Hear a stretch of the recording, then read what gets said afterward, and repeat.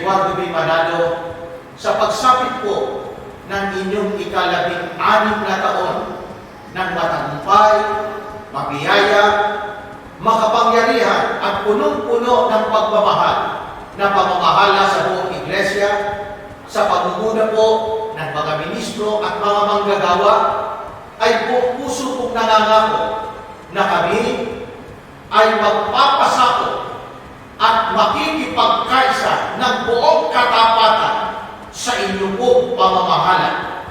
Ano man po ang mangyari, maglilingkod kami sa Diyos upang tanguhin ang kaligtasan. Happy